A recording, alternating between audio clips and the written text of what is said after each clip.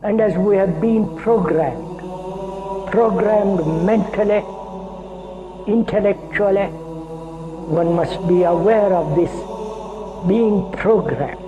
Like a computer. The programming that we are constantly assaulted by throughout our life conditions us. It programs us to a particular worldview.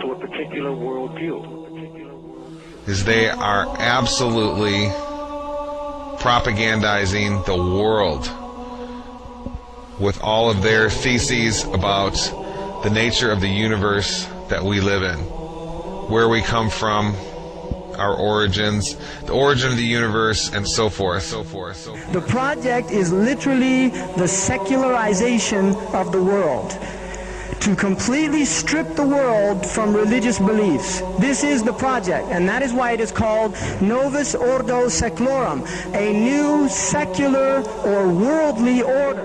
A new study says the news media have been pushing a gospel of godlessness on the American public. Sure, it's hard for some of you to believe, but you will never see it more clearly than you will today. I mean, it's just so amazing. The creationists were right all along. To be honest, they just didn't have the argumentative skills. All of you are engaged in running your mouths, doing your business, multiplying, buying houses, cars, business, whatever you're doing. And when you're told about God, religion, life, morality, you're saying, look, I ain't got no time for that. Because this media is here and designed to make sure that they ask no critical questions. To make sure that the only thing that they are concerned about is having a good time. The only thing they're concerned about is filling their bellies. The only thing they're concerned about is acquiring more and more material things. And so that is why today, one of the struggles that you have as young people, that when you want to do different events and you want to talk about real issues, you have the struggle of many of your peers who've been so conditioned in this matrix that they would rather party than listen to the truth. They would rather party and shop and go to the mall than to stand up for issues of justice. They're stuck in the matrix. But you have the responsibility of helping to wake them up, Now, how do we know that there's a God? After having been thoroughly brainwashed. And how do we know that there's a creator?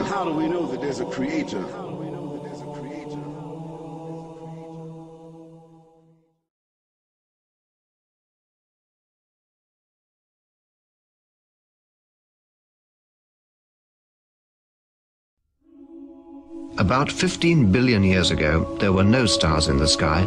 There wasn't even a sky. All that existed was the primordial fireball. Then, something happened. In a flash, everything suddenly expanded. This was how it all began. The first moment of existence. What we now call the Big Bang. At the beginning of the 20th century, scientists believed that the universe had always existed, that matter energy was infinite. It had always been around.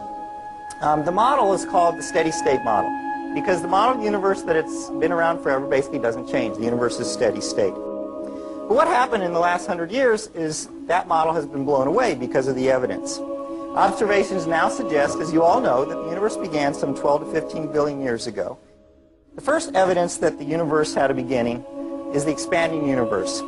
Researchers wanted to believe in a universe that always was and always will be, eternal. But galaxies flying away from each other meant that once, long ago, they were clumped together. It meant something started them moving. The universe had a beginning. Today, it's called the Big Bang Theory. This was first discovered in 1929 by Edwin Hubble, and it's the first evidence that the universe had a beginning. The second evidence the universe had a beginning is the cosmic background radiation. The discovery of the cosmic background radiation was a fatal blow to those who wanted to believe in an eternal universe. The Big Bang proponents had won. Now, the final evidence for the origin of the universe is the relative abundance of light elements. It's very clear now that the universe had an origin, and scientists have become to accept this. In fact, the equations of general relativity that Einstein developed had an origin of the universe. When Einstein developed his equations of general relativity, they showed that there should be an expansion of the universe and an origin, and Einstein didn't like that. He added something called a cosmological constant, which he later realized was not there. When we saw that the universe was expanding, that there really was an origin, he threw out the cosmological constant, and he said that that was the biggest mistake of his scientific career, was introducing that, But when this Big Bang model was first proposed in the early part of the 20th century, it was received with great skepticism by the scientific community. Because the scientific community knew that the Big Bang opened up the possibility of having a beginning and a creator and someone who began it.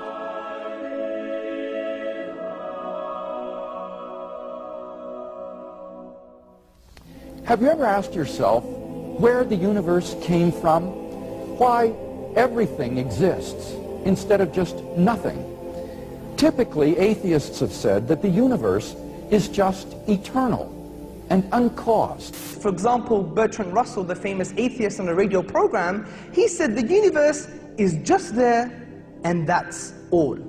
But the astrophysical evidence indicates that the universe began to exist in a great explosion called the Big Bang 15 billion years ago. Most laymen do not appreciate that not only were all matter and energy created in that event, but physical space and time themselves. This is of utmost importance, for it implies, as the Cambridge astronomer Fred Hoyle points out, that the Big Bang theory requires the creation of the universe from nothing. Now, this tends to be very awkward for the atheist. For as Anthony Kenny of Oxford University urges, a proponent of the Big Bang theory, at least if he is an atheist, must believe that the universe came from nothing and by nothing. But surely that doesn't make sense. Out of nothing, nothing comes. Even atheist philosophers such as David Hume, he wrote in a letter, "I never asserted to absurd proposition as that anything might arise without a cause." Similarly, P.J. Zwart, in his publication About Time, said, "If there is anything we find inconceivable, it is that something could arise from nothing." So where did the universe come from? Why does the universe exist instead of just nothing? There must have been a cause which brought the universe into being. We can summarize our argument thus far as follows. Premise 1. Whatever begins to exist has a cause. 2. The universe began to exist. 3. Therefore, the universe has a cause. It doesn't mean it's God, doesn't mean it's Jesus, doesn't mean it's Allah, it doesn't mean anything. It just means there's a cause for the universe. So we ask another question, what is the nature of this cause? And the nature of this cause, upon conceptual analysis, which means critical thinking about this cause, we come to some startling conclusions.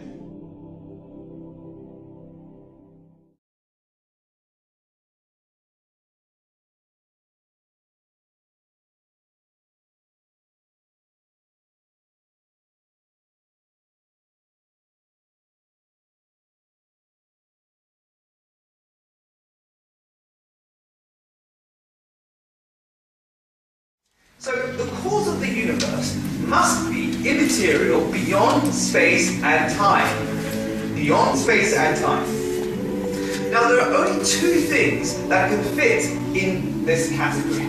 The first, abstract objects, and the second, an embodied mind. So we're faced with two worldviews. One starts in the beginning with mass energy, the particles, and everything is derivative, including information. The other says the exact opposite. So in the first worldview, mass energy is primary and mind is derivative. In the other worldview, mind is primary and mass energy is derivative. And so far as tonight's lecture is concerned, it is the diametrical opposition between the worldview of materialism and the worldview of theism. It is a conflict between these two worldviews, but I want you to notice there are scientists on each side of it. Now, what's the better candidate? Now, abstract objects, the problem with these abstract objects is they're causally effete. They can't cause anything. Like, for example, the number 1 can't cause anything. The simple law of arithmetic, 1 + 1 = 2, never brought anything into being. I wish it did. It never has put any money into my bank account. If I put £1,000 into the bank today and later another £1,000, the laws of arithmetic will rationally explain how it is that I now have £2,000 in the bank. But if I never put any money into the bank myself and simply leave it to the laws of arithmetic to bring money into being, I shall be permanently bankrupt. C.S. Lewis, with usual brilliance, grasped this years ago. The laws of nature produce no events. They state the pattern to which every event, if only it can be induced to happen, must conform. Just as the rules of arithmetic state the pattern to which all transactions with money must conform, if only you can get a hold of any money. Thus, in one sense, the laws of nature cover the whole field of space and time. In another, what they leave out is precisely the whole real universe. The incessant torrent of actual events, which makes up true history, that must come from somewhere else. To think the laws can produce it is like thinking that you can create real money by simply doing sums. For every law says in the last resort, if you have A, then you will get B. But first catch your A. The laws will not do it for you. Now, scientists love developing theories involving mathematical laws to describe natural phenomena, which enable them to make predictions, and they've done it with spectacular success. But most are aware, I think, that on their own the theories and laws that they find cannot create anything, let alone a universe. Yet Hawking seems to think they did. Professor Stephen Hawking says that modern science has established there was no need for God in the creation of the universe. In a new book, Hawking suggests that a theoretical framework known as M-theory can explain how the Big Bang was an inevitable consequence of the laws of physics. According to him, it is the laws of physics, not the will of God, that provide the real explanation as to how the universe came into being. The Big Bang, he argues, was the inevitable consequence of these laws. I quote, "Because there is a law such as gravity, the universe can and will create itself from nothing." Now, a supernatural being, or God, is an agent who does something. Dismissing such an agent, Hawking ascribes creative power to physical law. But physical law is not an agent. Hawking, it seems to me, is making a classical category mistake by confusing two entirely different kinds of entity: physical law and personal agency. Our physical laws are a description, usually mathematical, of what normally happens under certain given conditions. This is surely obvious from the very first example that Hawking gives in his book. The sun rises in the east. But this law does not create the sun, nor the planet Earth with east and west. It is descriptive and predictive, but not creative.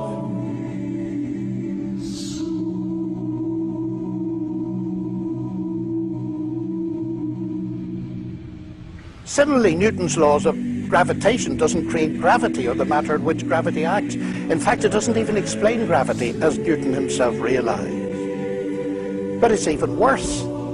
The laws of physics cannot even cause anything to happen. Newton's celebrated laws of motion never caused a pool ball to race across the table. That can only be done by people using a pool cue in the action of their muscles. Suppose, to make matters clearer, we replace the universe by a jet engine, and we are asked to explain it. Shall we account for it by mentioning the personal agency of its inventor, Sir Frank Whittle? Or shall we, following Hawking, dismiss personal agency and explain the jet engine by saying it arose naturally from physical law? Now, this would be absurd. It is obvious we need both levels of explanation in order to give a complete description. It is also obvious that the scientific explanation neither conflicts nor competes with the agent explanation. They complement one another. It is the same with explanations of the universe. God does not conflict or compete with the laws of physics as an explanation. God is actually the ground of all explanation, in the sense that he is the ultimate cause in the first place of there being a world for the laws of physics to describe. Now, there's more to this, because the laws of physics can explain how the jet engine works, but not how it came to exist in the first place. Jet engine needed the intelligence and creative engineering work of Whittle. Indeed, come to think of it, the laws of physics plus Frank Whittle could not actually produce a jet engine on their own. There also needed to be some material subject to those laws that could be worked on by Whittle. Matter, ladies and gentlemen, may be humble stuff, but it is not produced by laws. I submit to you that the world of strict naturalism, in which clever mathematical laws all by themselves bring the universe and life into existence, is pure science fiction. Pure science fiction. Now, Hawking here echoes Peter Atkins, a colleague at Oxford, a well-known atheist who believes that space-time generates its own dust in the process of its own self-assembly. Atkins dubs this the cosmic bootstrap principle, referring to the self-contradictory idea of a person lifting himself by pulling on his own bootlaces. Philosopher of religion Keith Ward is surely right to say that Atkins' view of the universe is as blatantly self-contradictory as the name he gives to it, pointing out that it is logically impossible for a cause to bring about some effect without already being in existence. Ward concludes, between the hypothesis of God and the hypothesis of a cosmic bootstrap, there's no competition. There's no competition. There's no competition. We were always right to think that persons or universes who seek to pull themselves up by their own bootstraps are forever doomed to failure. What perhaps all this goes to show is that nonsense remains nonsense even when talked by world-famous scientists. So the only alternative is an embodied mind, what theists call God. An embodied mind, immaterial, outside time and space.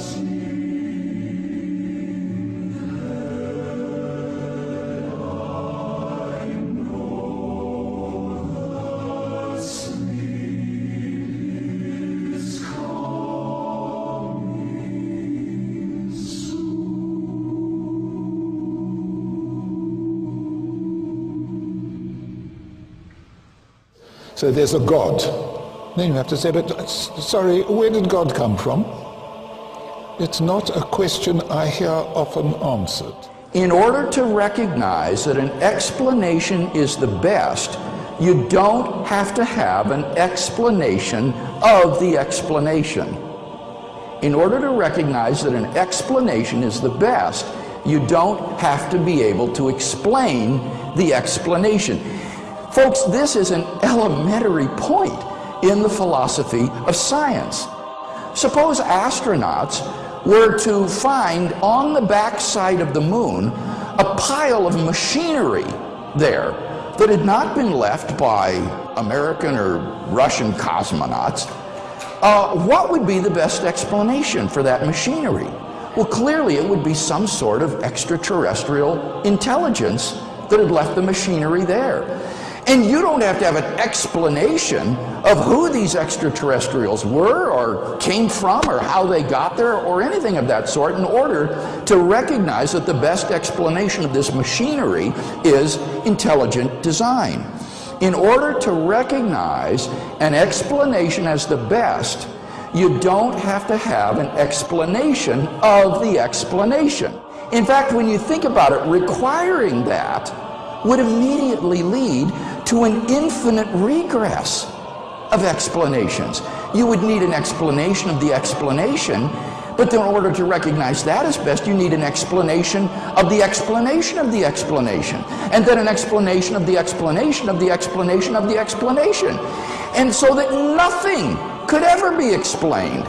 One of the outdated philosophical cliches, in my opinion, is that, well, who created God? We hear that all the time, and they think it's a baseball bat against the theists. But it's made of sponge. And let me tell you why. If we say, what caused the cause that caused the universe, then let's continue.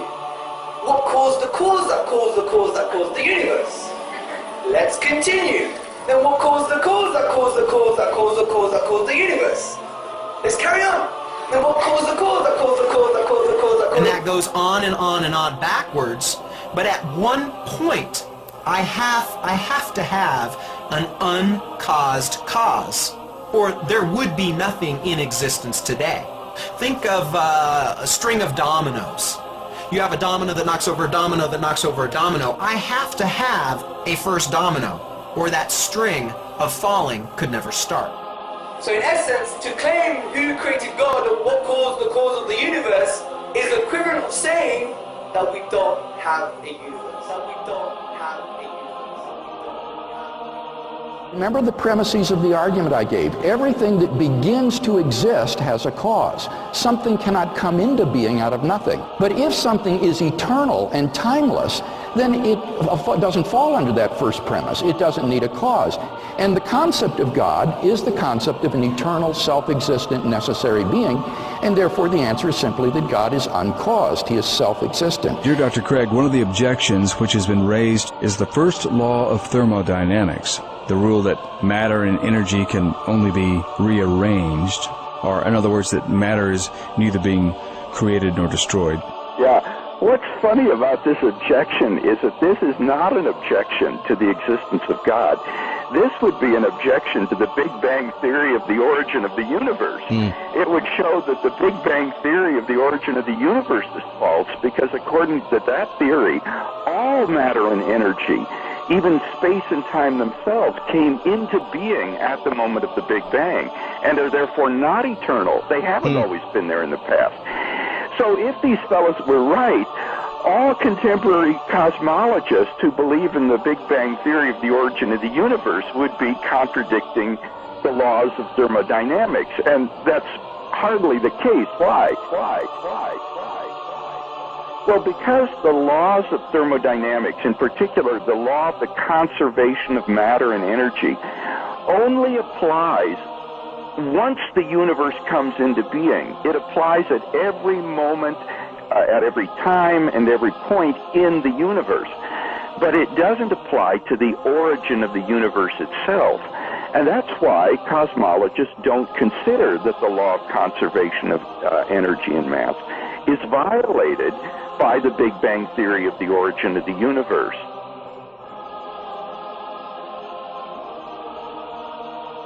In fact, the atheist fellow mentioned the laws of thermodynamics. He might have wanted to talk about the second law of thermodynamics, which says that in a closed system, things tend toward increasing disorder.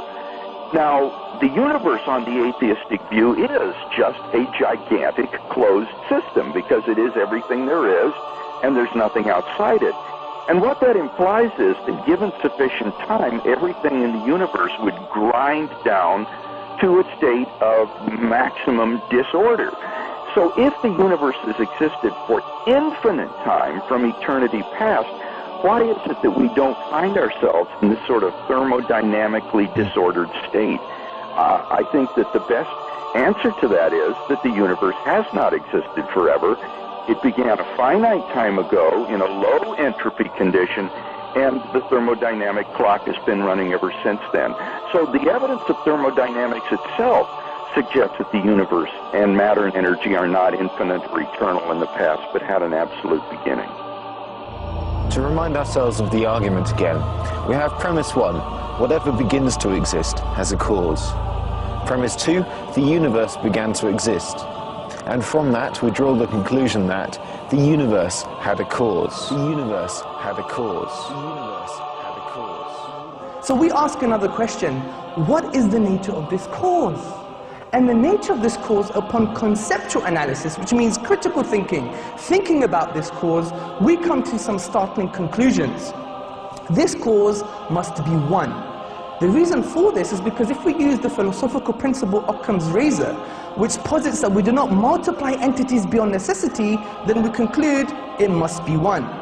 This cause must be uncaused, as we have already discussed the absurdity of an infinite regress of events, similarly with causes. This cause must be immaterial because it created the sum of all matter, which is the universe itself. Significantly, brothers, sisters and friends, this cause must be personal. The reason I'm saying this is how else can an eternal cause bring into an existence a finite effect, the universe that had a beginning in time? It must have chosen the universe to come into existence, and choice indicates a will, and a will indicates a personality. So, we have concluded the traditional view on God, that a transcendental, immaterial, uncaused, eternal being exists.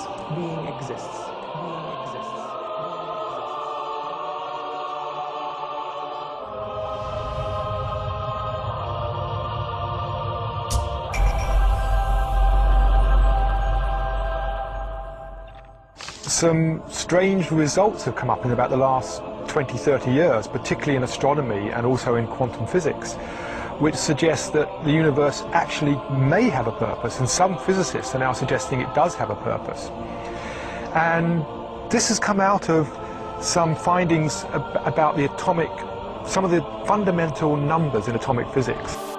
During the past 40 years, scientists have determined the relative strengths of each of these primary laws and forces. These strengths are so critically balanced, they are often described as being finely tuned. These are numbers like the mass, the weight of an electron, the weight of a quark, the strength of gravity, the strength of the electromagnetic field. About 20 numbers that describe those and other parameters, features of our world, but nobody knows why it is that those numbers have the particular values that they do. Now, you could easily say, yeah, who really cares? You change the mass of the electron by a little bit more, a little bit less. Does it really matter? And the answer is it does. See, it turns out that if you imagine that we had 20 dials right here, and we could fiddle with those 20 numbers at will, even a small change to the values of the known values of those numbers would cause the world as we know it to disappear. Because it turns out, and this is a very surprising, unexpected discovery, that the laws of physics, the basic given fabric of the world, had to be very specific, very finely tuned, as we sometimes say, for the possibility of carbon-based life appearing at all.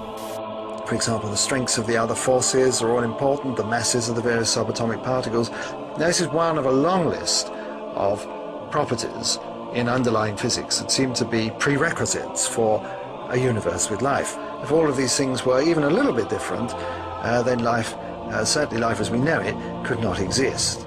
It's a very surprising conclusion, but it's true, and all scientists will acknowledge that's the case. Bernard Carr is a cosmologist and studies how the laws of physics operate in the universe.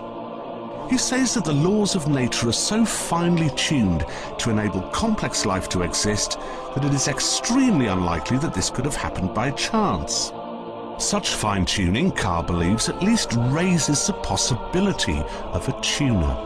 This is a diagram, it's called the pyramid of complexity, and what we've got here, we've got the different levels of structure in the universe, and at the bottom we've got the things like quarks that make up the atoms, and the atoms build up to make molecules, the molecules build up to make living cells, the cells make organisms, and eventually we end up with brains and consciousness.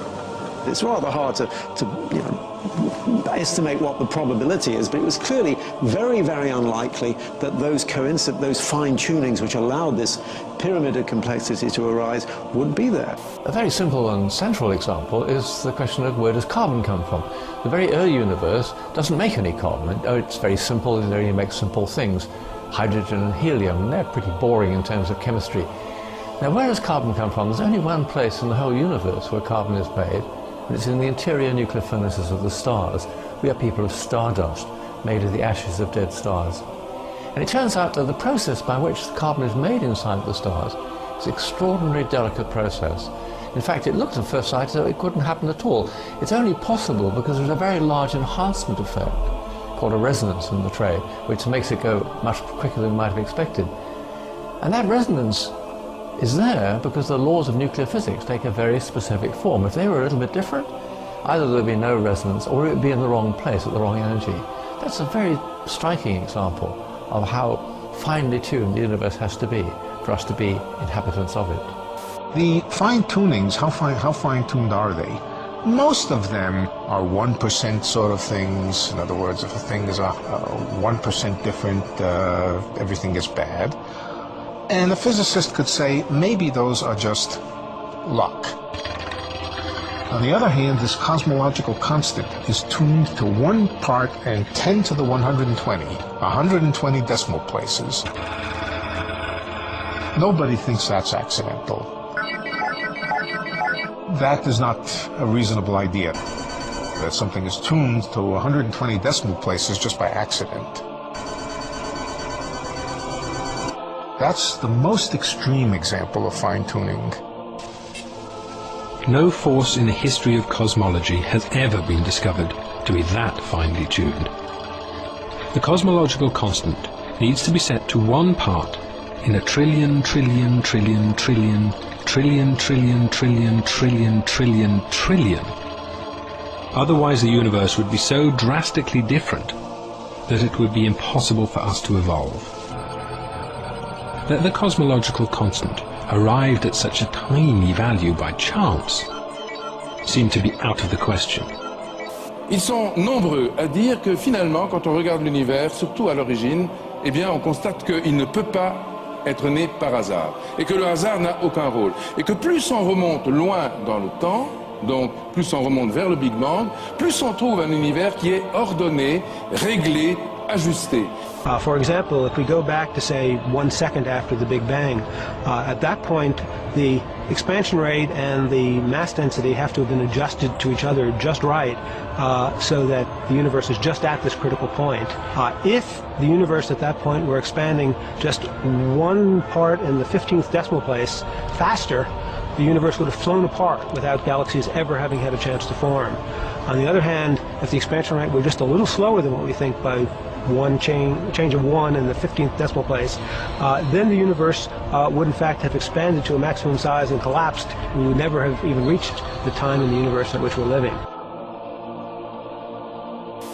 Alors, ajuster comment? Eh bien, il existe ce qu'on appelle des paramètres cosmologiques. Ce sont des grandes constantes, la constante de la vitesse de la lumière, par exemple, qui fait 300 000 km à la seconde, 7 fois donc le tour de la Terre en 1 seconde. Il y a la constante de gravitation. Ce sont des chiffres, des données chiffrées, avec un zéro, une virgule, et puis parfois des dizaines de décimales derrière la virgule. Eh bien, si on changeait simplement une seule de ces décimales sur une seule de ces 20 constantes, l'univers ne pourrait pas apparaître. Eh bien, ça signifie que le hasard n'a aucun rôle à jouer à l'origine de l'univers. How did this come about, this rather terrific luck? Of course, one of the first explanations that comes to mind is that there was a tuner or a creator, or if you like, God.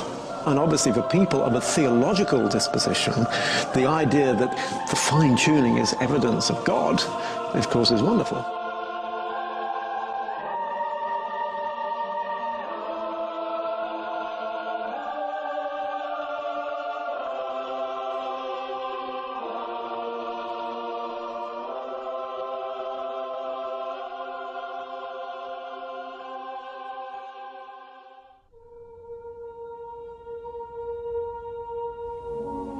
But let me come now to the grand design, because like every other physicist, Hawking is confronted with powerful evidence of design in the fine-tuning of the universe. He explains, our universe and its laws appear to have a design that both is tailor-made to support us, and if we are to exist, leaves little room for alteration. That is not easily explained, and raises the natural question of why it is that way.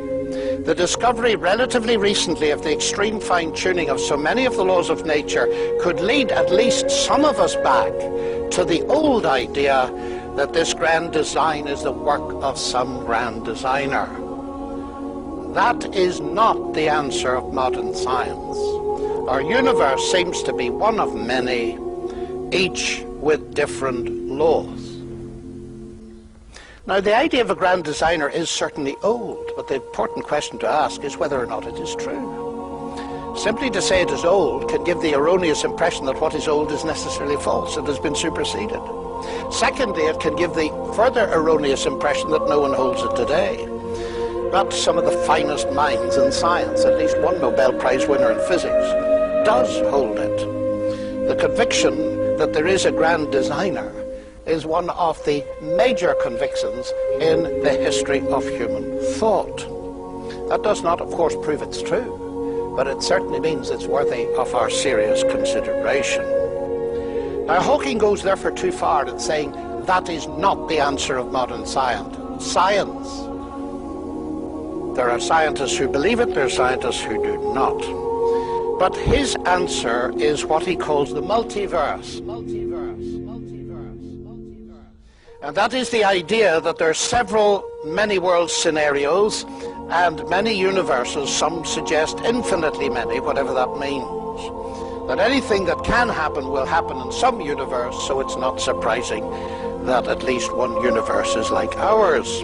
Well, obviously, if you're not a theist, and especially if you're a person who would prefer the universe to be a godless sort of universe, those are the sorts of facts that can make you feel a little bit uncomfortable. So there's no shortage of persons trying to derail the argument from fine-tuning.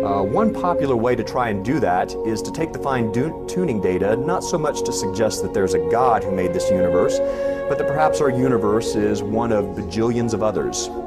If you think about a multiverse, if you think that there are jillions and jillions of universes out there, you might reason to yourself that, well, at least one of them had to turn out right. And it just so happens to be ours, lucky for us. So multiple universe theory, incidentally, you can see on the October 2005 edition of Astronomy magazine, cover story, Why You Live in Multiple Universes. If you see all these little marble-looking things over the cover, those are literal universes, expanding much as ours is. Interesting, that cover title seems to take for granted that there actually are multiple universes. There have to be in order to get this sort of probability back up. Well, suffice to say, there's really no independent confirmation for multiple universes or for any universe other than ours. The only reason for buying into a multiple universe theory is to derail the fine-tuning argument. Some, including Oxford philosopher of religion Richard Swinburne, have said multiple universe theory represents the height of irrationality. It's an attempt to dodge a rather elegant and simple theory, namely theism, by inflating your probabilistic resources, well, to the extent of postulating bajillions of universes. When you start to increase your probabilistic resources like that just in order to avoid a pretty plausible, elegant theory, well, Bill Dembski has referred to that as the inflationary fallacy, and there's still some discussion going on with respect to the plausibility of the multiple universe theory. Probably the number one objection to it, there seems to be no independent evidence and no possibility of coming up with such independent evidence for that hypothesis in the future. In the various ways that are conceived of these many universes existing,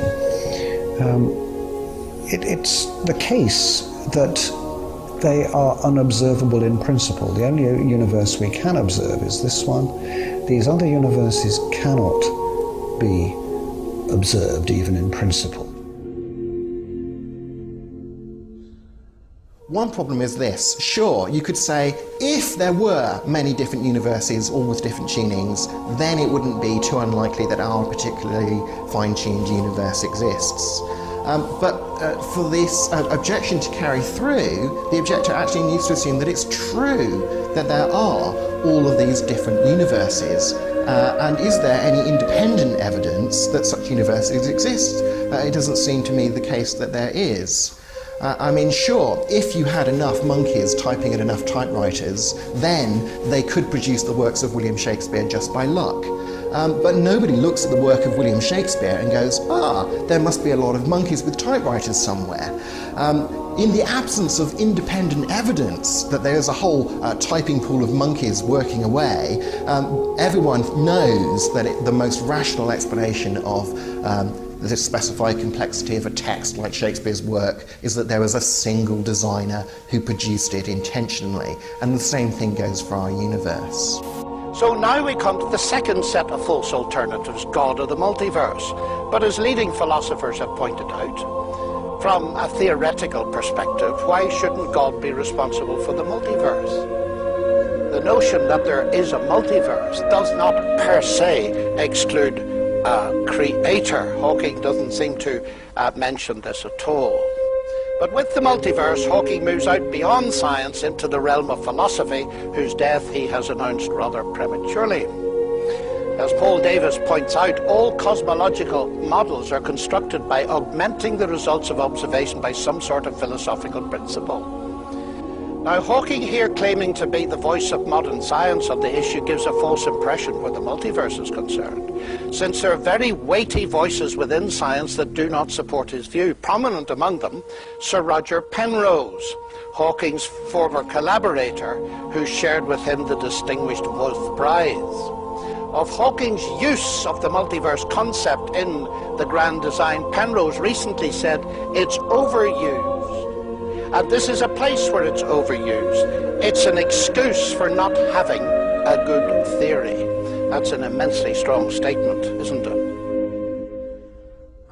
La densité de l'univers, par exemple, doit être réglée à une précision de 10 puissance moins 60, donc qui est égale à la précision qu'un archer doit exercer s'il voulait planter une flèche dans une cible de 1 cm², donc comme ça, tout petit comme ça, mais qui sera placé au bord de l'univers à 14 milliards d'années. À l'autre bout. Oui, c'est ça. Vous voyez, donc une précision extrême. Hein, c'est vraiment. Alors, donc la question, est-ce qu'il y a un principe créateur, quelque chose qui règle les choses dès le début, ou donc ça c'est la nécessité, ou c'est le pur hasard. Mais le pur hasard, quand il y a une probabilité si faible pour que ça aboutisse, il faut donc faire l'hypothèse qu'il y a une infinité d'univers. Si vous jouez la loterie, si vous achetez tous les billets, bien sûr, il y aura un qui aura le volo. Donc ici, si vous avez une infinité d'univers, ce qu'on appelle un multivers, chacun ayant une combinaison différente de constantes physiques et de conditions initiales, la plupart sera vide de vie parce que la combinaison des constantes physiques ne sera pas gagnante, sauf dans le nôtre où nous avons la combinaison gagnante. Est-ce que vous croyez à cette hypothèse multivers ou vous voyez plutôt un univers prédéterminé? Donc je réponds en tant qu'être humain maintenant, pas en tant que scientifique, parce que la science peut admettre des multivers aussi. J'aimerais avoir votre avis, oui. En fait, votre intuition. Voilà, donc j'appelle ça mon pari pascalien, et bien sûr je pense que l'univers est... il y a un principe créateur qui a réglé ça tout le début, et je pense qu'il y a un univers unique parce que c'est mon intuition. C'est difficile de croire quand je vais au télescope, par exemple, de voir toute cette harmonie, cette beauté, cette organisation, de croire que tout est hasard, que rien n'a de sens et que nous sommes là par hasard, que toute cette architecture cosmique est faite par hasard.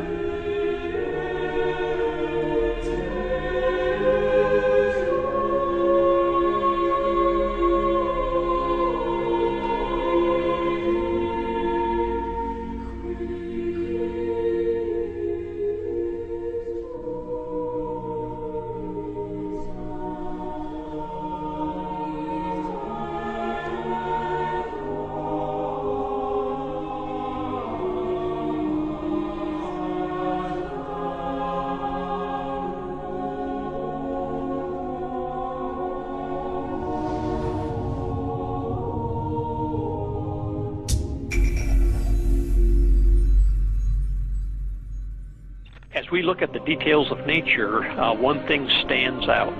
This is the order, the patterns, the symmetry that surround us. You can see it in a flower, or a snowflake, or even a seashell. What we are seeing is intelligent design, which might be described as God's fingerprints upon nature. One of the more fascinating math relationships was first described back in medieval times, 8 centuries ago.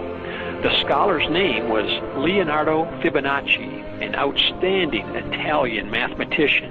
He excelled in many areas, and one in particular. He generated a long list of numbers by, in each case, adding together the two previous numbers. You can begin with a 2 and a 3. You add them together and you get 5. Now add 3 and 5 to get 8. Then add 5 and 8 to get 13. The Fibonacci sequence keeps going like this: 2, 3, 5, 8, 13, 21, 34, 55, 89, 144, and so on. What Fibonacci realized was that this elegant list of numbers describes many items to be found in nature. For example, flower petals. L'exemple des pétales d'une marguerite. Vous dites, il n'y a pas de hasard au nombre de pétales d'une marguerite? Non, absolument. Le nombre des pétales de marguerite est en fait inscrit dans un scénario qu'on pourrait qualifier de scénario cosmologique, c'est-à-dire que tout a été prévu au départ, et que alors, le nombre des pétales, c'est incroyable. Une seule marguerite avec 27 pétales, ça n'existe pas. Il n'y a pas de pétales, il n'y a pas de... Il n'y a pas de marguerite avec 27, c'est pas possible. C'est pas possible. Et le nombre de pétales d'une marguerite est réglé par une loi mathématique qu'on appelle la suite de Fibonacci. That there is a mathematically precise structure to the universe and everything in it. One everyday example of this precision can be found in the plants. Many plants, including elm trees, grow their leaves, twigs and branches placed exactly halfway around the stem from each other. Next in the series are plants like the beech tree, with leaves placed 1/3 of the way round the stem from the previous leaves. Third in the series are the plants like the oak, with leaves placed at every 2/5 of a turn. The holly plant is the next at 3/8, while the larch trees are the next at 5/13, and the sequence goes on and on. Notice the number sequence of these fractions: 1, 1, 2, 3, 5, 8, 13, and so on. Each number is the sum of the two numbers which came just before it in the sequence.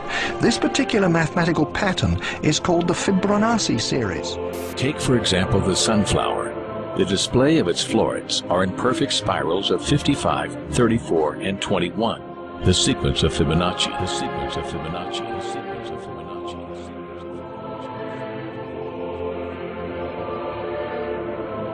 The fruitlets of the pineapple create the same spiral based on the sequence. The pine cone does the same.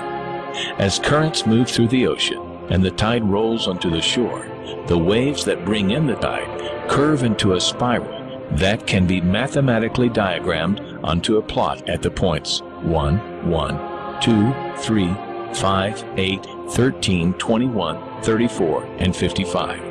Buds on trees, sand dollars, starfish, petals on flowers are formed with this exact same blueprint.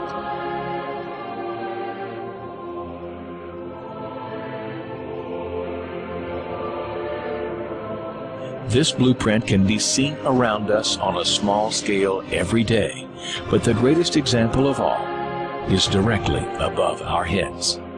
At an average of 100,000 light years across, even the spiral of the galaxies above us are formed with the exact design. This sequence, or blueprint, appears to be the trademark of a designer, a proof of a creator. Also known as the golden mean, the divine proportion is a mathematical formulation exhibited in everything from the double helix of DNA. The DNA molecule, the code for life, is made up of two intertwining spirals. We find the 0.618 ratio between the helix's width and cycle length. To the form of the human body itself. Do something like measure the distance from the floor to your navel, and then from your navel to your head. If you're well proportioned, the ratio should be 1 to 1.618, and that ratio is seen all over the beautiful body. People started noticing it. Artists noticed it. The width of the mouth in a beautiful face, for example. Yeah. Not in any face, but it had to be beautiful. If a face was beautiful, the width of the mouth was exactly 1.618 times the width of the nose. If the face wasn't beautiful, that wasn't the case.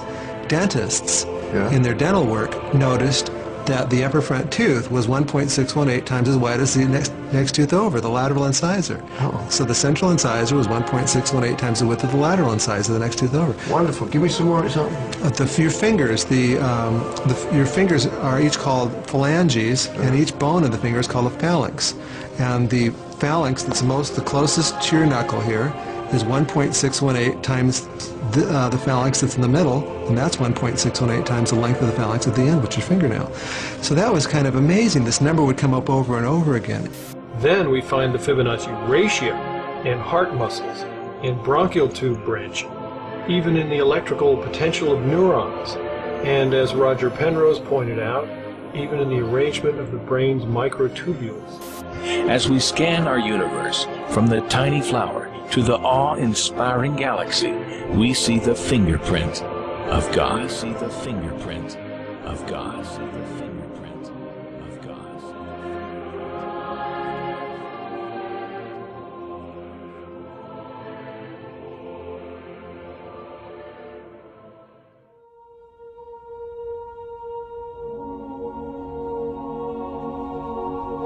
As we're going to show in this broadcast today, that there is no doubt at all anymore that the science of intelligent design absolutely crushes any competition, absolutely crushes any other theory about the nature of the universe that we live in.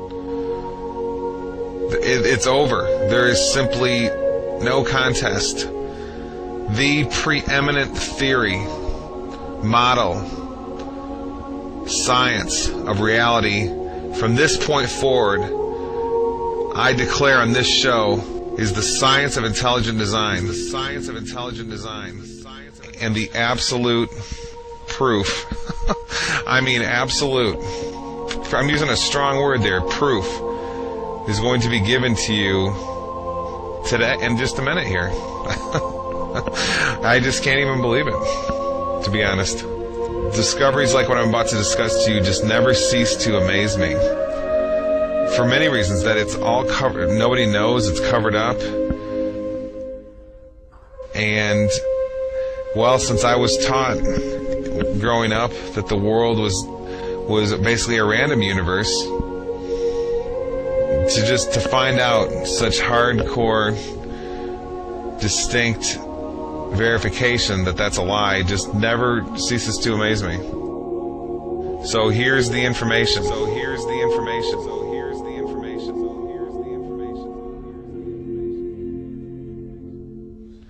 I'm reading from the abstract of an article.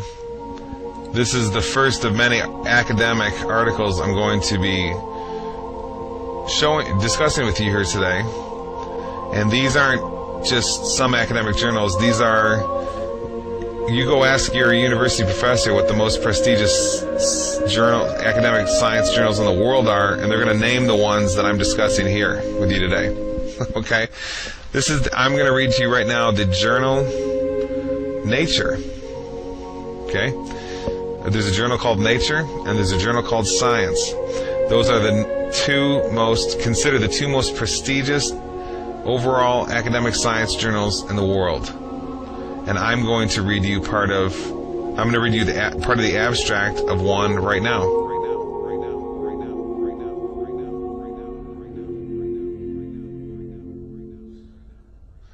Let me just read. Okay, this is the journal Nature, number 454, pages 362 to 363. March 18, 2010, but put online March 17, 2010. This is by a fellow named Ian Affleck, who teaches apparently in the Department of Physics and Astronomy at the University of British Columbia. Listen to the title of this article. Solid State Physics. Golden Ratio Seen in Magnet. Okay? Okay, so let's go through this Science Daily article. ScienceDaily.com. This was released on January 7, 2010. Title of the article, Golden Ratio Discovered in Quantum World. Hidden Symmetry Observed for the First Time in Solid State Matter. Let's find out what that means. Let's read here.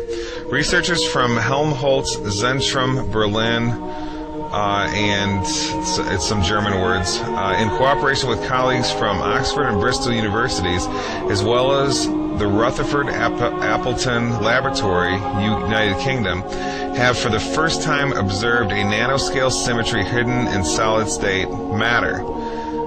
Okay, did you catch that? This is the first time any symmetry of any sort has been observed in the nanoscale, okay, the quantum scale. Remember, quantum physics is the study of the base level energies of nature. Okay, the smallest building blocks that make up everything, little pieces of energy, like the electron or the muon or the quark. Okay, so specifically, what was found in this study was that chains of atoms lined up together form what's sort of like a string, and it resonates at frequency or pitch. What do you know? The pitch is in the ratio of 1.618, the golden ratio. Let me just read this paragraph to you. It says, Science Daily, again, January 7, 2010, golden ratio discovered in quantum world. By turning the system and artificially introducing more quantum uncertainty, the researchers observed that the chains of atoms acts like a nanotech guitar string. Dr. Radu Koldia from Oxford University, who is the principal author of the paper and drove the international project from its inception a decade ago until the present, explains, here the tension comes from the interaction between spins, causing them to magnetically resonate. For these interactions, we found a series scale of resonant notes. The first two notes show a perfect relationship with each other. Their frequencies, pitch, are in the ratio of 1.618. This is just amazing. There's no defense that a random universe theorist in academia can give to counter this. There's no reason at all that the quantum base of reality should be exhibiting the specific number of the golden ratio if we live in a random universe. All the competing theories, evolution, random universe theories, all the junk from academia no longer competes in any way with intelligent design science, intelligent design theory. When you hear a scientist say on the Discovery Channel or something, an academic, a professional, say there's no evidence for intelligent design, it's all a silly little parlor game, and there's all this evidence for evolutionary science and the academic theories for the origins of the universe, you can know two things. One, we have to be compassionate because they simply don't know the empirical data. Okay? They have no idea. Academics typically only talk on their closed little worlds and only accept information from their closed little worlds. And the second thing we can know, and make no mistake about it, is they are absolutely propagandizing the world with all of their theses about the nature of the universe that we live in, where we come from, our origins, the origin of the universe, and so forth. And we realize that everything we've been taught before this point by the professionals were lies. And we can prove it up and down all over the place. Up and down all over the place. And down all over the place. And down all over the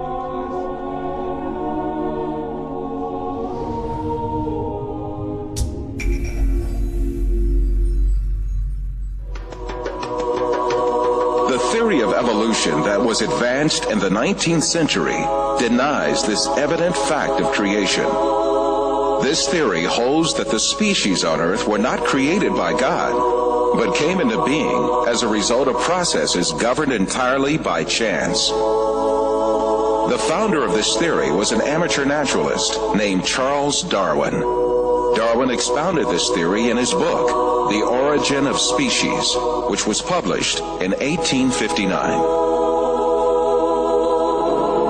Darwin's book was an instant success, but its popularity was due more to the ideological implications of the book rather than its scientific worth. Darwin's ideas provided considerable support for the materialistic philosophy, which denied the existence of God. The founder of dialectical materialism, Karl Marx, dedicated his book Das Kapital to Darwin and wrote on the cover, "To Charles Darwin, from a devoted admirer."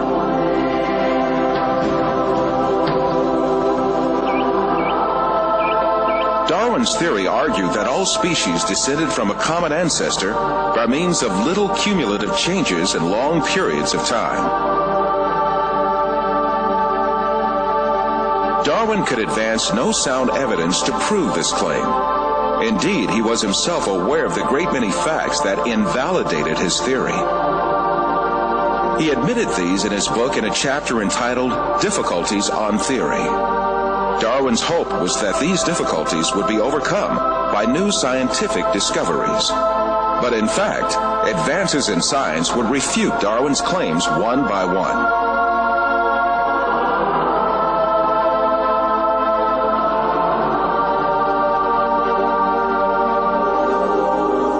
Darwin proposed that all species evolved successively from a common ancestor. But how did that first living thing come into being? Darwin did not address this question at all in his book. He was not even aware that this point was one of the biggest refutations of his theory. The primitive understanding of science in his day assumed that life had a very simple structure. According to a theory called spontaneous generation, which was popular since the medieval age, it was believed that living things could easily arise from non-living matter. It was commonly thought that frogs spontaneously arose from mud and bugs from food leftovers. And some curious experiments were designed to prove these theories. A handful of wheat was left on a rag, and mice were expected to arise from the mixture. The maggots on meat were also taken as evidence that life could generate from non-living matter. But later it was understood that such maggots did not form spontaneously, but that they emerged from microscopic larvae deposited on the meat by flies.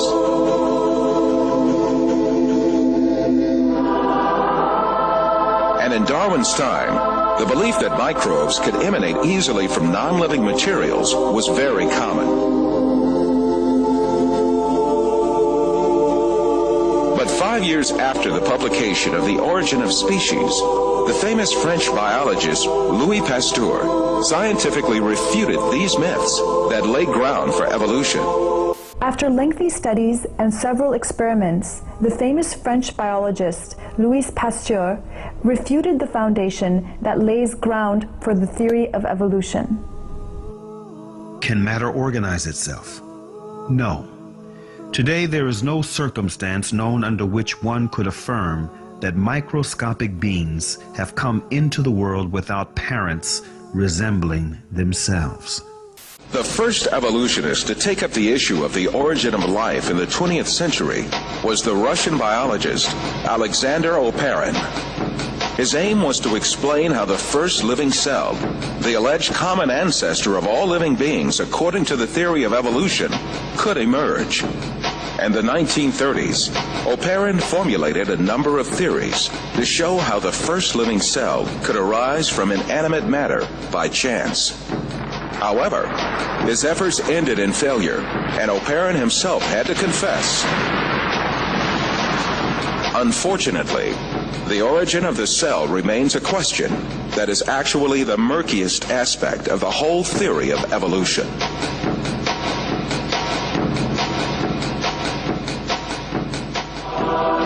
Evolutionists that followed Oparin conducted experiments to find an evolutionist explanation to the origin of life. The most famous of these experiments was conducted by the American chemist Stanley Miller in 1953. Miller obtained a few simple organic molecules by triggering a reaction among gases that he claimed would have been present in the primitive Earth atmosphere. At the time, this experiment was regarded as a scientific proof for evolution. It turned out to be no such thing at all. Later discoveries showed that the gases used in the experiment were very different from the gases that had been present in the early atmosphere of the world.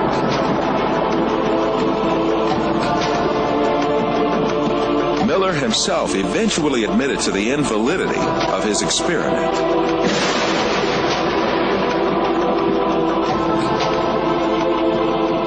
Every evolutionist attempt in the 20th century to account for the origin of life has ended in failure.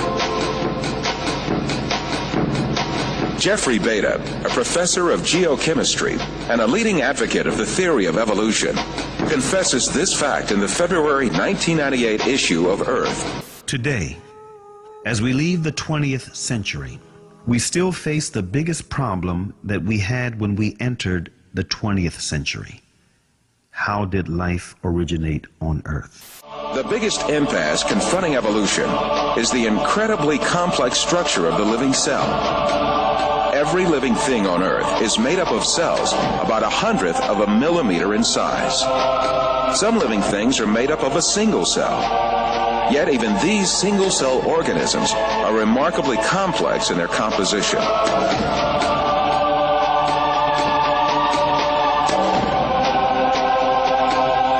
They have complicated functions to survive, and even little motors to move. In Darwin's time, this complex structure of the cell was unknown. With the primitive microscopes of those days, cells appeared to be little more than featureless stains.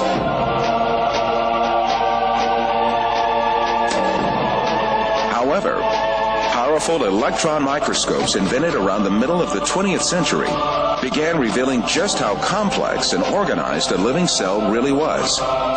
They laid bare a complexity and organization that could not be a product of chance. A living cell is comprised of thousands of tiny parts that work in harmony. To make a comparison, within the cell, there are power stations, high-tech factories, a complex data bank, huge storage systems, advanced refineries, and a seemingly conscious cell membrane that controls what enters and leaves the cell. In order for the cell to survive, all of these organelles have to exist at the same time. It is impossible that such an intricate and complex system could have emerged as a result of coincidences.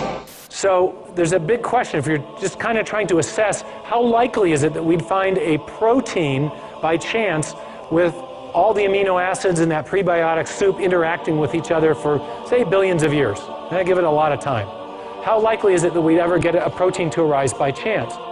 So I have a colleague who's been interested in the whole question of whether or not life could arise by chance for a long time. His name is Doug Axe. He's a molecular biologist. He did his PhD at Caltech. He worked for 14 years at Cambridge University, and he wanted to find out how common or how rare are the functional sequences of amino acids among the big space of all the possible amino acids there are. And he came up with a really amazing number, and it's 10 to the 74 power. So just to get the amino acid sequence properly, you've got an odds of about 1 in 10 to the 74. But there's other probabilistic hurdles that have to be overcome. If you want to build a protein, we know from chemistry that you have to attach the amino acids together with what's called a peptide bond. In nature, peptide bonds occur with about a 1 in 2 frequency. Half the bonds that form between amino acids are peptide bonds, half aren't. But if you get any bonds forming that aren't peptide bonds, you can't form a protein. So to form a protein, 150 amino acids long, you've got a 1 in 2 chance at each site of getting the correct type of linkage. So you got 1 in 2 times 1 in 2 times 1 in 2 times 1 in 2 to the what power? Close to 150. Since we got linkages, we have 149, but call it 150, okay? So in other words, we got another huge exponential problem to overcome. So, and it turns out that 1 in 2 to the 150 is the same number as 10 to the 45th, 1 in 10 to the 45. So now we got 2 incredibly improbable things that we've got to overcome to build a functional protein by chance alone. One more problem. When you're building proteins, amino acids come in 2 flavors. There's a left-handed flavor and a right-handed flavor. They're called optical isomers, not flavors, okay? And the left-handed version is the only kind that can be used in building proteins. You get even one right-handed amino acid in there and your protein won't fold properly. So you got another probabilistic hurdle to overcome. So you've got a 1 in 2 chance at each side again, out to the 150th power. 2 to the 150th power, again, is 10 to the 45. Oh my goodness. So the odds of building even a short functional protein by chance alone is 74 plus 40. You can remember how you do this in math? You can add the exponents if you're multiplying exponential numbers. 160. Thank you very much. Okay? Wow. Now, can anyone get their mind around a number that big? There's only 10 to the 80th elementary particles in the entire universe. There's only 10 to the 16th seconds since the Big Bang. There's only 10 to the 139th total events since the beginning of the universe. Now you're starting to get the understanding of why people are very skeptical that the chance hypothesis is going to do the job. Now, you may have heard just the opposite. Has anyone ever gotten in a discussion with you about the origin of life and said, hey, it happened by chance? Do you hear that? I mean, this happens to me. I'm out and I'll be lecturing in hostile university environments, and I'll get done and somebody say, well, but, and they want to argue with me about the probabilities. And I just shut the discussion down because I say, no serious scientist thinks this is the way it happened. No serious scientist thinks this is the way it happened. No serious scientist thinks this is the way it happened.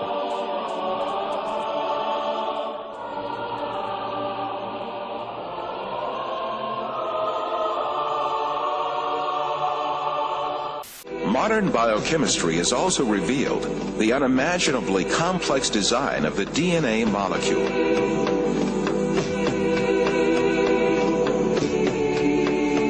The structure of the DNA molecule was discovered by 2 scientists, James Watson and Francis Crick, in 1955. Their discovery demonstrated that life was much more complex than anyone had previously envisioned. Himself a confirmed evolutionist, Francis Crick, who received a Nobel Prize for this discovery, came to confess that a structure like DNA could never have emerged by chance. Professor Anthony Flew of England and Reading University is the world's foremost academic atheist over the last 50 years and the author of more than 30 books. His first debate with former atheist-turned-Christian C.S. Lewis in 1950 in Oxford, England, was the first time he advanced his argument for atheism. He later wrote a paper titled Theology and Falsification.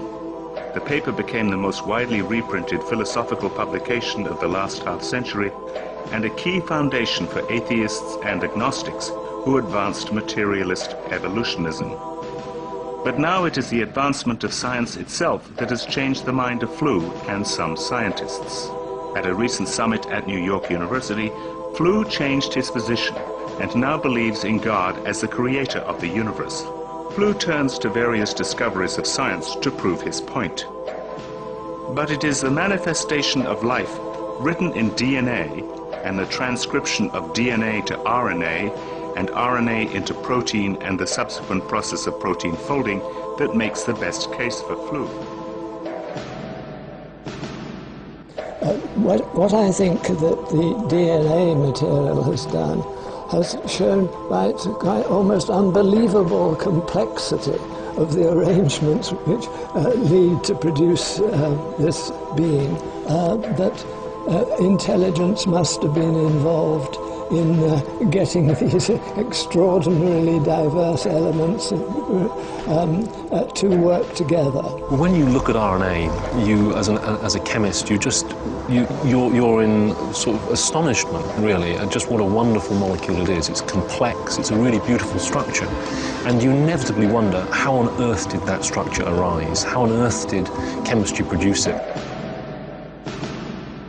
RNA's structure looks simple, but looks can deceive. Each building block is actually made of 2 parts, a sugar molecule, and a nuclear base. Chemists found they could make the nuclear bases, and so when they then realized they could actually make the sugars, they just thought, we must be able to join them together. And so they tried for many years, but the problem was, chemically, you just can't join them together. Of course, such an amazing structure could never have been formed by chance.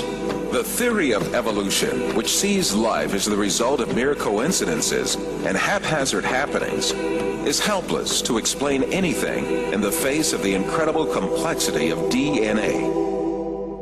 Some evolutionists say that our DNA is about 98% similar to that of apes, and that this difference is only a few spelling mistakes. Others say a more accurate figure is no more than 95%.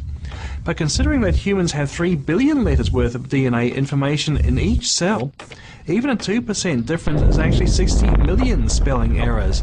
Of course, this is not error, but 20 500-page books worth of new information. A common designer is a much better explanation for the similarities in human and ape DNA.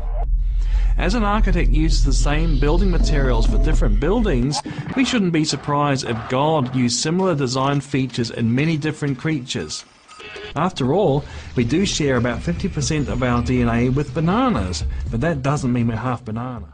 Every detail of a living being's physical and physiological makeup is coded in this double helix. All the information about our bodies, from the color of our eyes to the structure of our internal organs and the shape and function of our cells, are programmed in sections called genes in the DNA.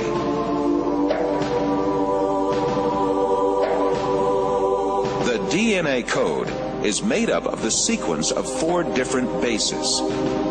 If we think of each one of these bases as a letter, DNA can be likened to a databank made up of an alphabet of 4 letters. All the information about a living thing is stored in this databank.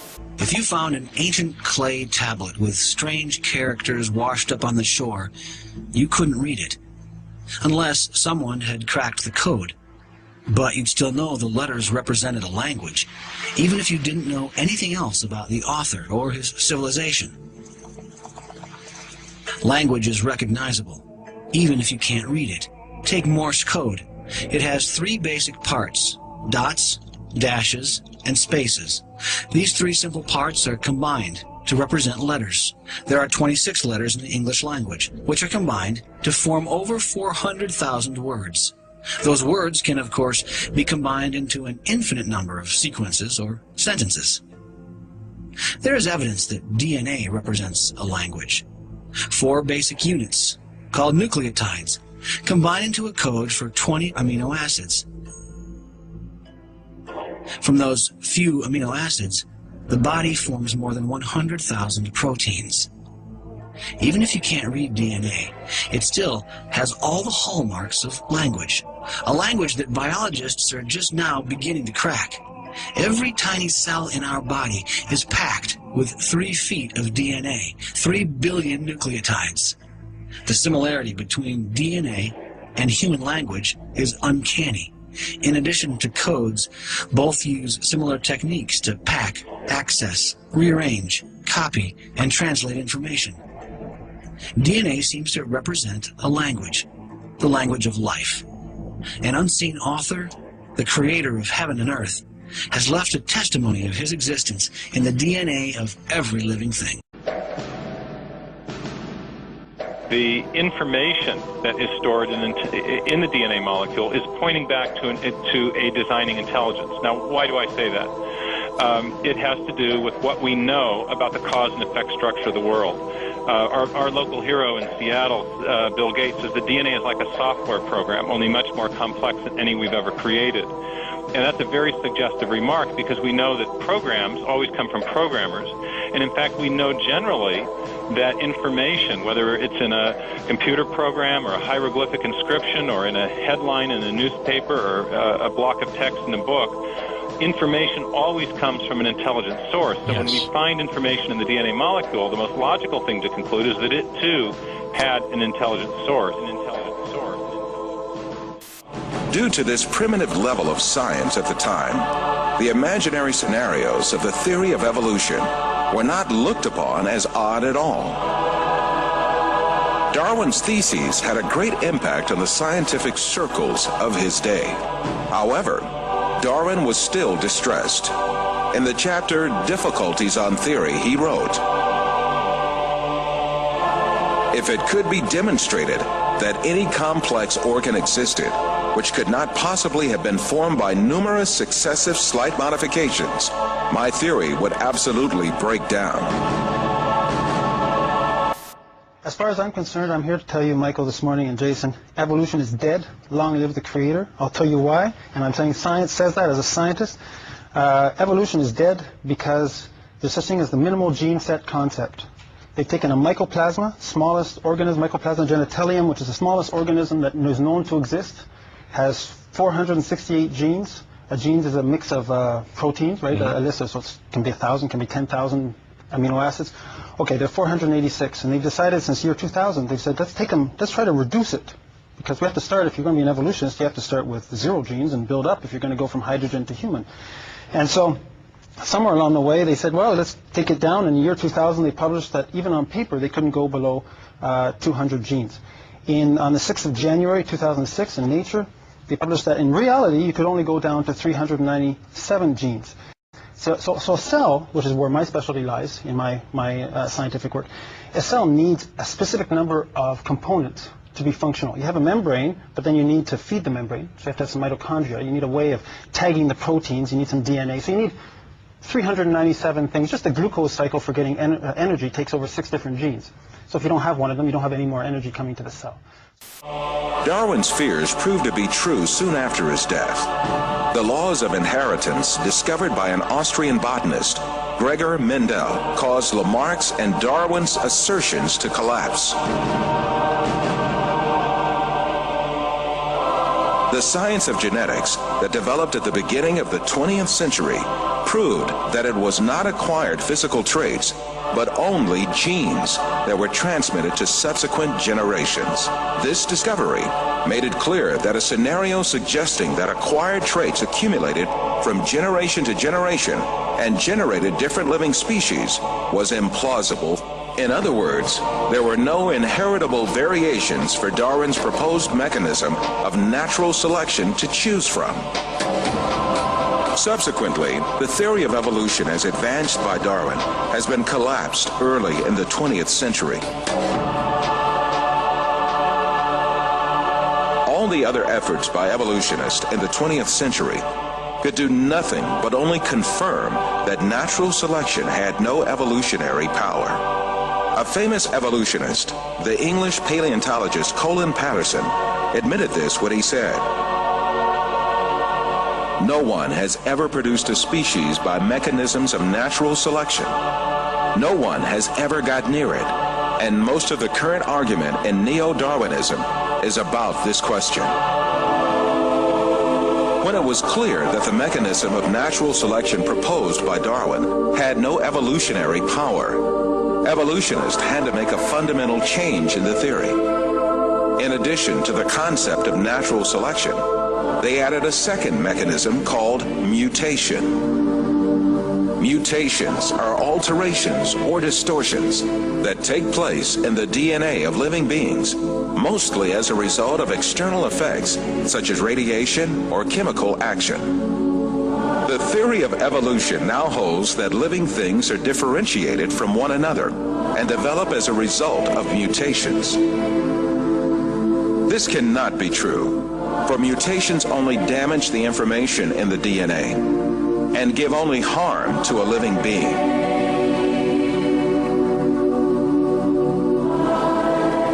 No beneficial mutation has yet been observed either in nature or in laboratories.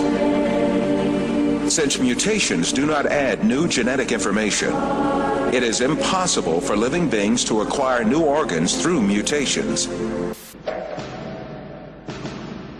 Is new information being generated? That's what evolutionists have to come up with. Right. They have to have a mechanism that generates new, never before existing genetic information that can build all these bigger and better structures. Right. That supposedly never existed before. Right. Right. Never before existing information. Back when there was only a single cell that gave rise to all the diversity of life, there wasn't information. for skin and hair and heart and a brain and so on. So you have to generate it somehow, according to evolution.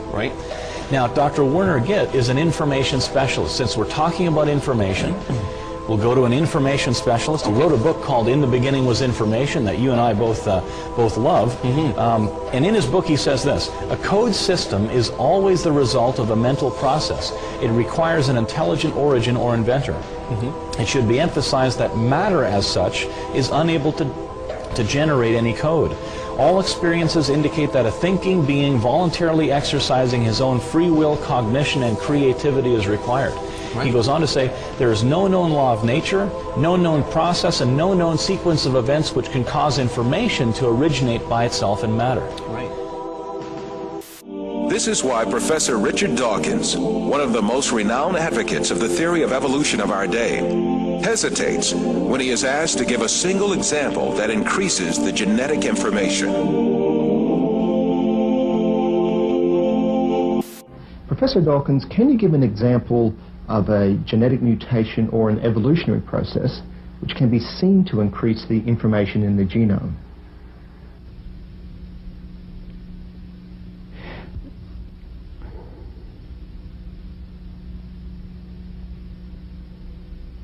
The truth is very evident. Life has such a complex design that can never come about by chance. And I suppose it's possible that you might find evidence for that if you look at the details of biochemistry and molecular biology. You might find a signature of some sort of designer. Wait a second. Richard Dawkins thought intelligent design might be a legitimate pursuit? Richard Dawkins is his name. Arguably the world's most famous atheist. I don't know how you would test for that, but maybe we'll ask him.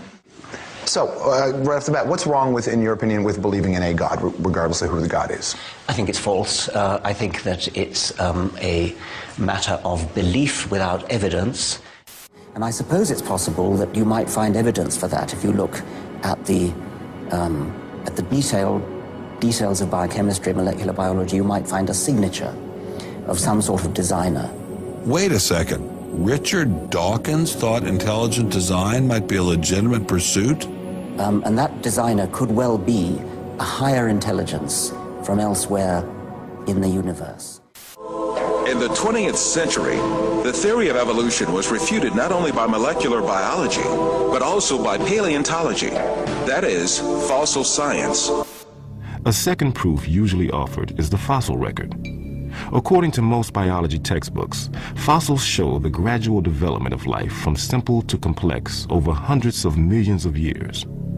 But a growing number of scientists say that this textbook story is incomplete and even misleading, because it ignores an extraordinary event in the history of life known as the Cambrian explosion. The oldest stratum of the Earth in which fossils of living creatures have been found is that of the Cambrian, which has an estimated age of 500 to 530 million years. In strata older than the Cambrian, no fossils of any creatures except a few unicellular organisms are to be seen. In the Cambrian period, however, many diverse species appear quite abruptly. More than 30 invertebrate species, such as jellyfish, starfish, trilobites, and snails, emerge all of a sudden. In Darwin's theory, if you think of the branching tree, Darwin's branching tree, the common ancestor down here and the different modern forms of animals up here, you would have one form to begin with, and then it would gradually diverge into slightly different forms and more different until you get the major differences that we see now. The problem with the Cambrian explosion is that all these major differences appear together at the same time, with no fossil evidence that they descended from this common ancestor. The article reported on cutting-edge research by Chinese scientist J.Y. Chen, an internationally respected paleontologist at the Nanjing Institute of Paleontology and Geology.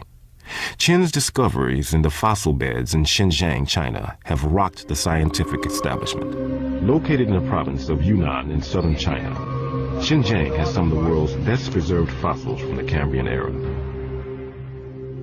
Darwinism has maybe only telling a part story for evolution. According to Chen, The fossils he's discovered turn Darwin's tree of life upside down. Darwin's tree, reverse concept, very unexpectedly, our research is convincing major phyla starting down below at beginning of Cambrian. Base is wide, gradually narrow, so this is almost turned on differently. This situation refutes the theory of evolution for sure, because Darwin wrote in The Origin of Species,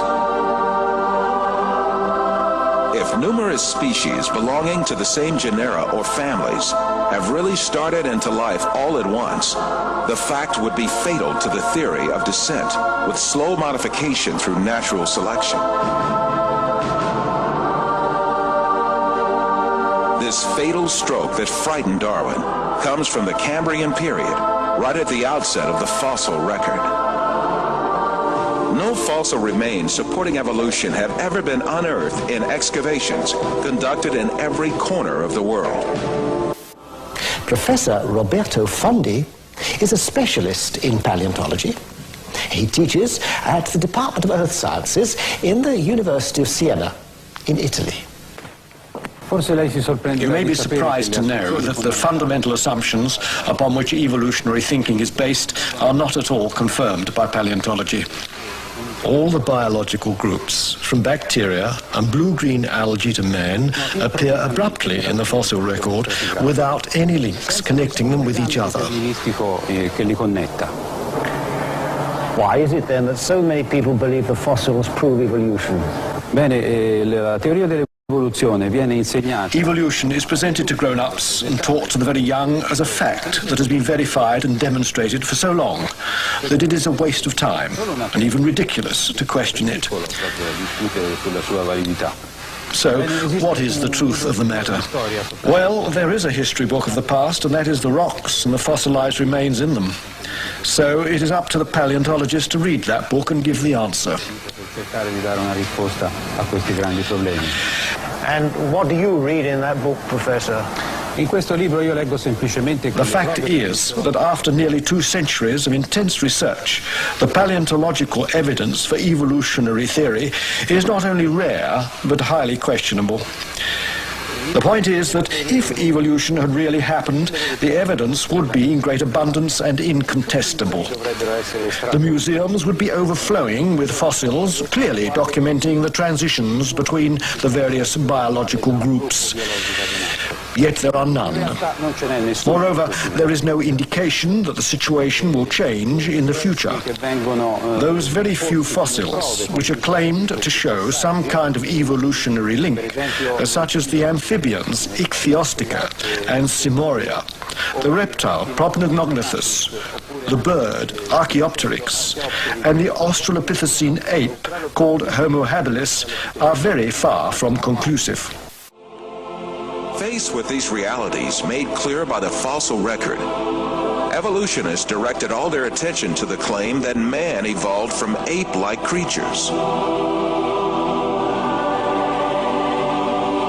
6,500 different ape species have lived so far, and the majority of them are extinct. The skulls of these extinct apes, both big and small, constituted a great resource for evolutionists on which to exercise their imaginations freely.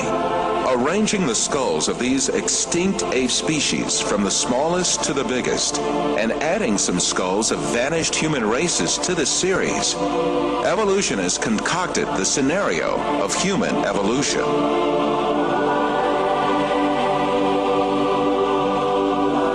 The most important role of this scenario is given to the extinct ape species called Australopithecus. The first Australopithecus fossil was found in 1924 by a paleontologist named Raymond Dart. Since then, evolutionists argue that this ape species, the name of which means southern ape, is a man-like creature. However, when Australopithecus and chimpanzee skeletons are compared, it is seen that there is no important difference between the two. In the face of this fact, evolutionists hypothesized that Australopithecus walked upright on its 2 feet, differently from other apes. However, 2 world-renowned anatomists, Lord Solly Zuckerman and Professor Charles Oxnard, refuted this allegation. Simply put, Australopithecus, advanced as the ancestor of man by evolutionists, is merely an extinct ape species.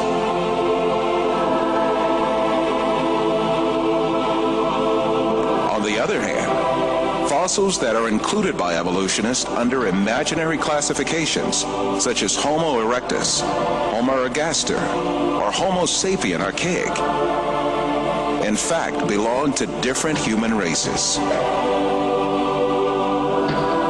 When these fossils are inspected, it is seen that their skeletons are essentially the same as those of people living today. The only dissimilarities are a few structural differences in their skulls. But differences like these are to be found in different human races alive on Earth today.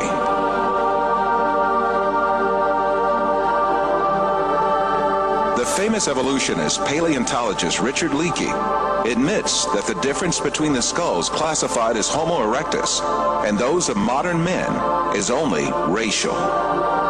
These differences are probably no more pronounced than we see today between the separate geographical races of modern humans.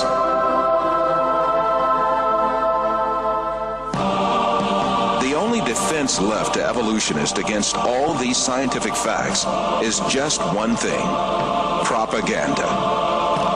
The baseless scenario of the human evolution is imposed on the public by means of imaginary drawings that appear in evolutionist publications. In these drawings, creatures with hairy bodies and simian features are decked out with overtones of human-like motifs.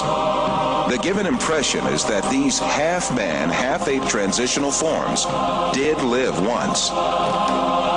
From time to time, drawings that present snapshots from the social life of these creatures are made.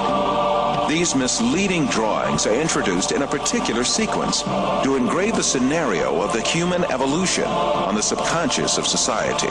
Even in the most famous scientific publications, there frequently appear such window dressings called reconstructions and imaginary family tree drawings made by their inspiration.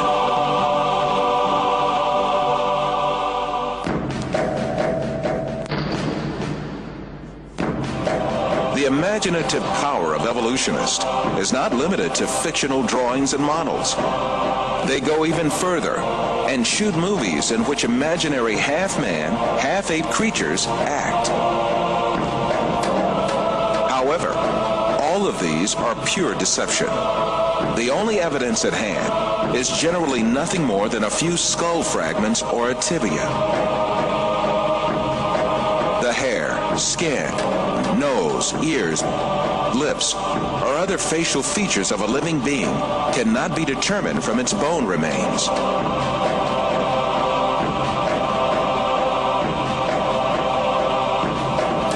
Evolutionists shape these soft tissues, which leave no trace in the fossil, to suit the purposes of their theory, and produce imaginary reconstructions in their workshops.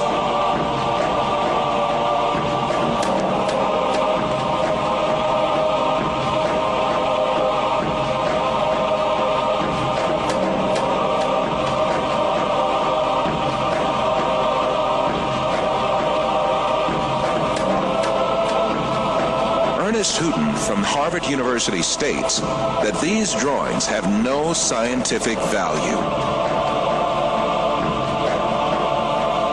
You can, with equal facility, model on a Neanderthaloid skull the features of a chimpanzee or the lineaments of a philosopher. These alleged restorations of ancient types of man have very little, if any, scientific value and are likely only to mislead the public. Evolutionists go so far in this subject that they can even invent very different faces for the same skull. The 3 entirely different reconstructions made for the fossil called Zinjanthropus is a famous example showing how persistent evolutionists are in producing these false masks. Evolutionists engage not only in drawing and modeling tricks, sometimes they commit deliberate forgeries. The most famous of these frauds is the Piltdown fossil, introduced in England in 1912 by an evolutionist named Charles Dawson. This fossil was presented as the most important transitional form between ape and man and was displayed in museums for more than 30 years. Experts who re-examined the fossil in 1949 discovered that it was a forgery that had been produced by attaching an orangutan's jaw to a human skull.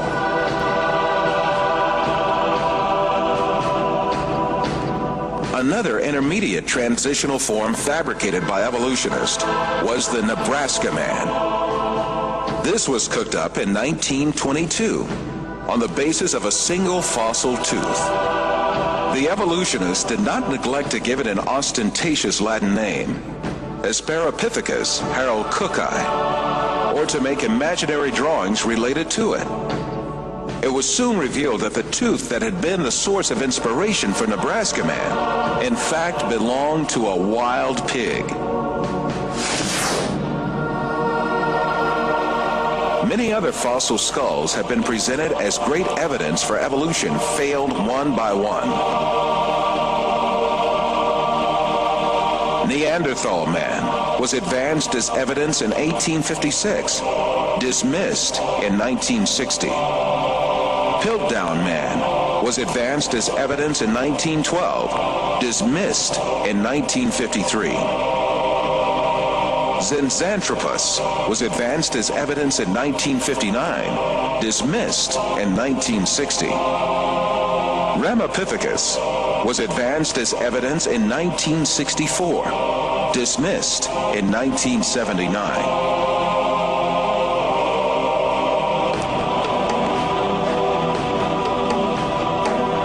Despite all these facts, these skulls are still presented to the public through the media and in some evolutionist textbooks as if they were scientific facts.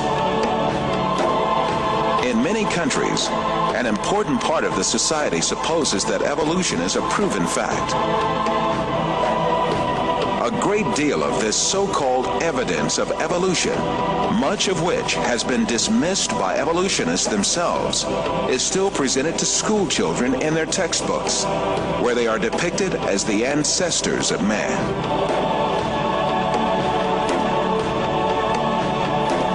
In fact, the truth that the evolutionists try so hard to deny and conceal is there for all to see. Species appeared all of a sudden and perfectly on the earth. That is, they were created. The divine creator, ruling over the whole of nature, created all kinds with their unique and perfect traits. That divine creator is Allah, the one and only God. He is the Lord of the heavens, the earth, and all that is between them.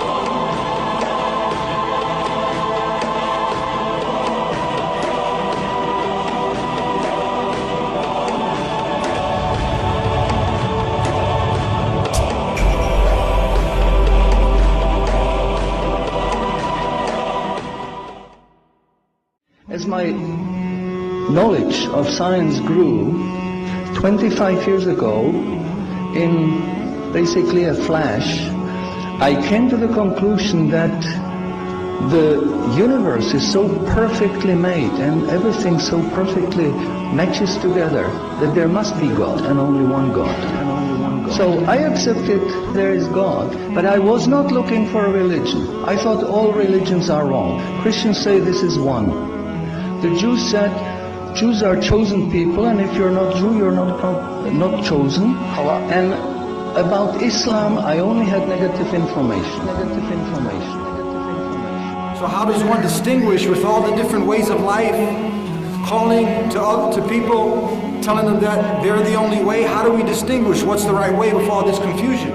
First of all, let's get this straight. It has to be really easy to tell if Islam is a true religion or a fake religion. And it has to be real easy to see which religion on earth is the one from Allah and which is the one from men, from devils, from con men, what have you.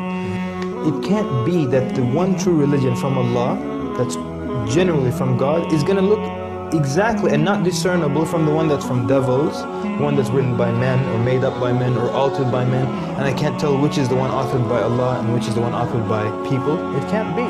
Then he finished the sentence. He said, I'll go to your faith. It's better than my faith, but you need proof. And I said, man, religion has never been about proof. It's about faith. That's it.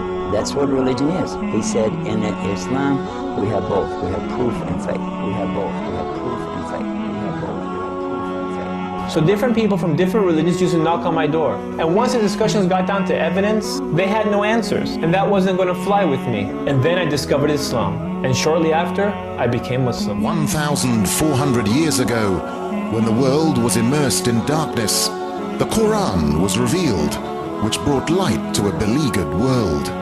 And whereas the earlier books came with many scientific mistakes, due to the hand of man having delved into them, the Quran had none of these contradictions. The world thought there could be no reconciliation between religion and science. But the Quran mentioned many scientific facts in great detail, like how a human being developed in the mother's womb.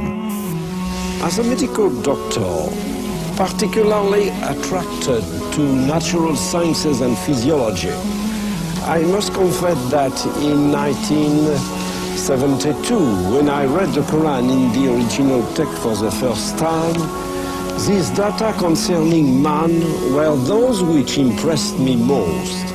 Muhammad could not have known these facts about human development in the 7th century because most of them were not discovered until the 20th century. Muslims and others are justified in concluding that these facts could only have been revealed to Muhammad by the one who knows all about us, not only about how we developed, but how we live and function. And described other scientific facts which amaze the world's renowned scientists. Actually, I'm very much impressed by finding true astronomical facts in Quran. Thinking of many of these questions and thinking where Muhammad came from, he was after all a Bedouin.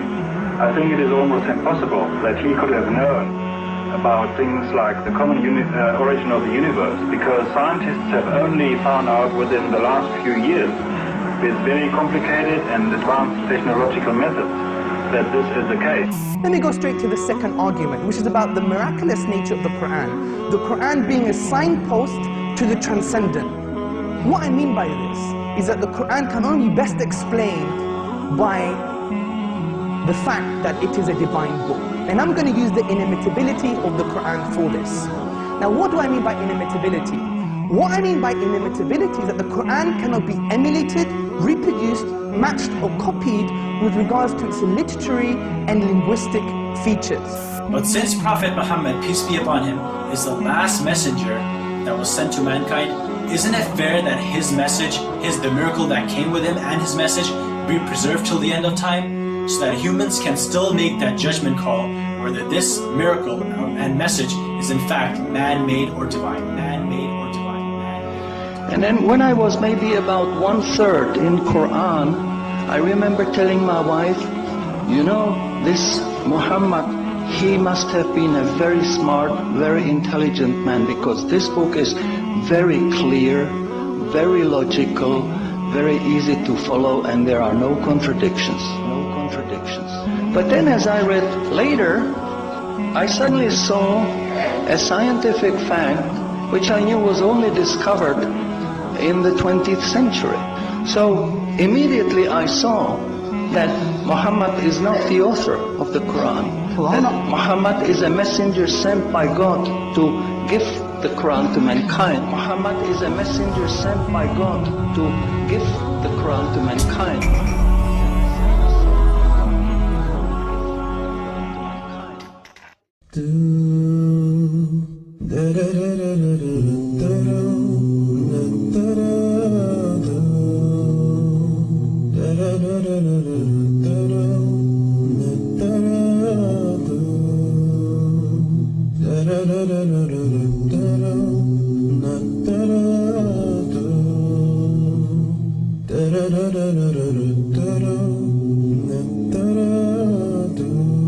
I used to live a life alone, living it just for me, and I had no idea this life would judge my eternity. I look at myself, and I wondered who created me. I had to open my heart and open my mind and open my eyes to see. Open my eyes and see the existence of what's surrounding me. It's more than just chance. It's more than just coincidence. You look around and see the earth, the moon, the sun, and the sky. A beautiful creation of Allah. So how could you deny? How can you deny the oneness of Allah? Allahu Akbar. How can you deny the oneness of Allah? Allahu Akbar. How can you deny the oneness of Allah? Allahu Akbar. How can you deny the oneness of Allah? Allahu Akbar. Lift your head and look up above, and you see it so clearly. The stars that glitter all around, the birds that fly over me. I see the rain fall from the sky, and see a seed become a tree. Lift the veil from your heart, worship Allah and you succeed. You surely will succeed. Open my eyes and see the existence of what's surrounding me. It's more than just chance. It's more than just coincidence. The air that I breathe, the food that I need, the plants and the trees, the sun and the seas, you and me, everything you see. So how could you deny? How can you deny the oneness of Allah? Allahu Akbar. How can you deny the oneness of Allah? Allahu Akbar. How can you deny the oneness of Allah? Allahu Akbar. How can you deny the oneness of Allah? Allahu Akbar.